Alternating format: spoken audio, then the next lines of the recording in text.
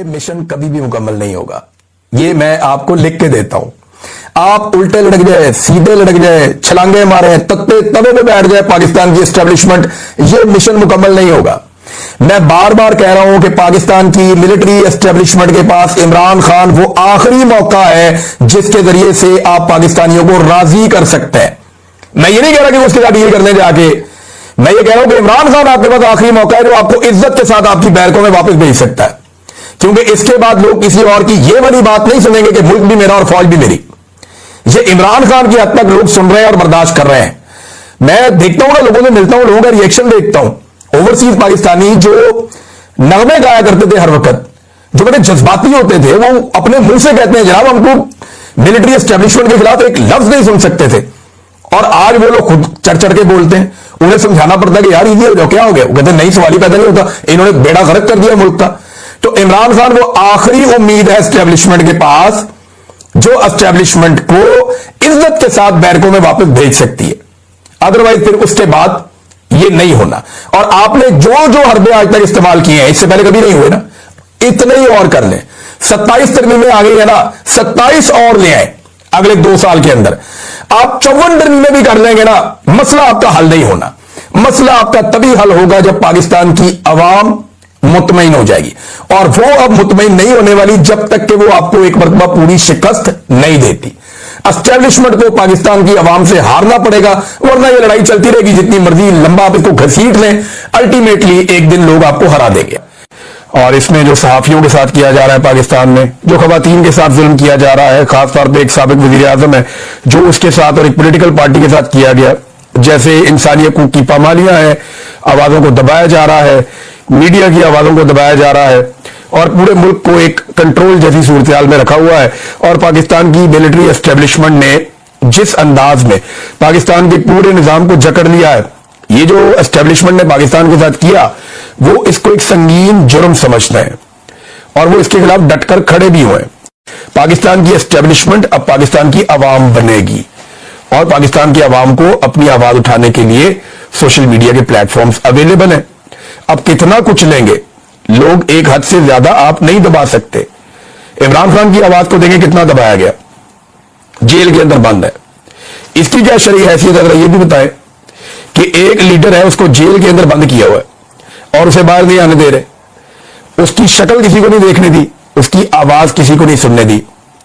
जरा इसकी भी शरई हैसियत बताए ना, किस कैपेसिटी में ये सारा कुछ किया जा रहा है। इसके ऊपर तो मौलवी नहीं बोलते।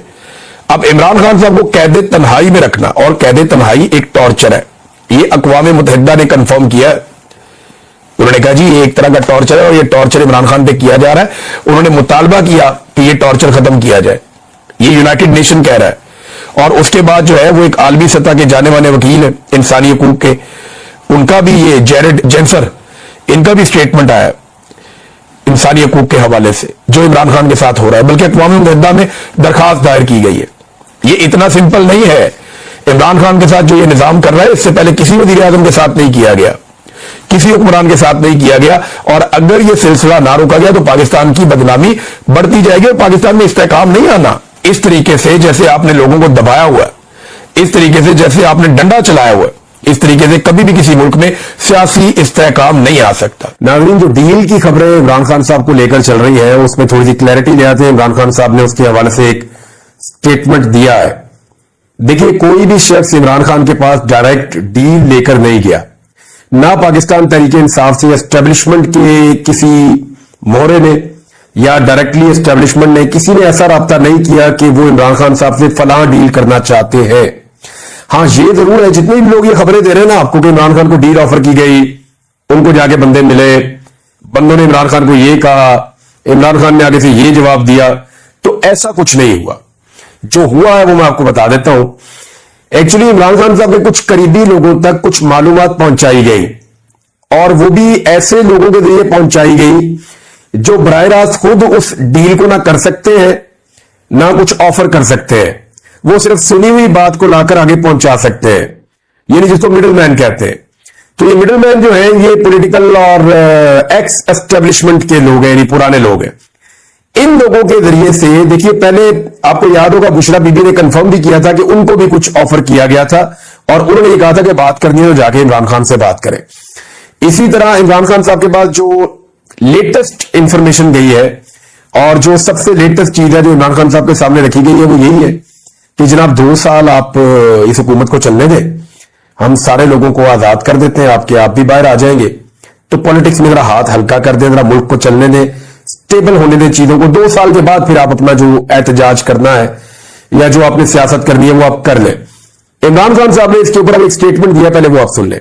عمران خان صاحب کہہ رہے ہیں کہ میں پوری قربانی دوں گا, یعنی ایسا نہیں ہے کہ مجھے بہت جلدی ہے میں ابھی نکل کے باہر آ جاؤں یا مجھے کوئی ڈیل کر کے میں جیل سے باہر نکل آؤں.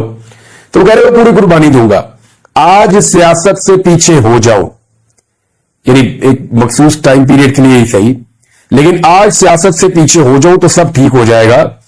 میں کسی کی غلامی نہیں کرتا, غلامی سے بہتر موت ہے.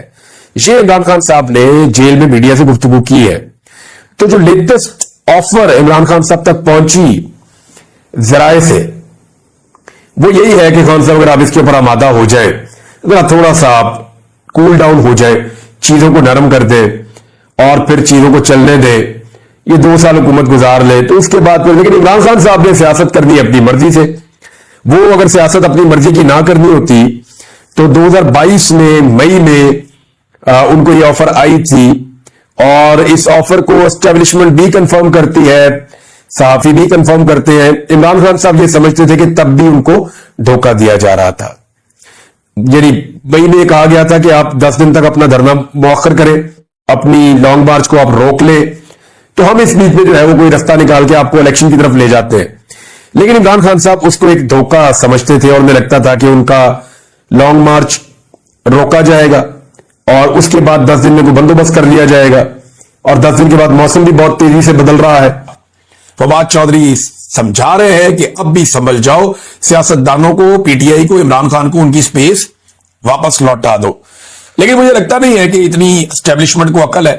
وہ اب کیونکہ نیا نیا عہدہ بھی عاصم منیر صاحب کو ملا ہے تو وہ اپنے طریقے سے سوچیں گے. بین الاقوامی سطح پہ جب دباؤ آنا شروع ہوگا تب چیزیں بدلیں گی. شیر افضل مروت نے کہا جی کہ گورنر راج لگ سکتا ہے, اور اس کے لیے انہوں نے ایک وجہ بتائی ہے. وہ کہتے ہیں گورنر راج لگنے کی دیر ہے, ان ہاؤس تبدیلی سامنے آ جائے گی.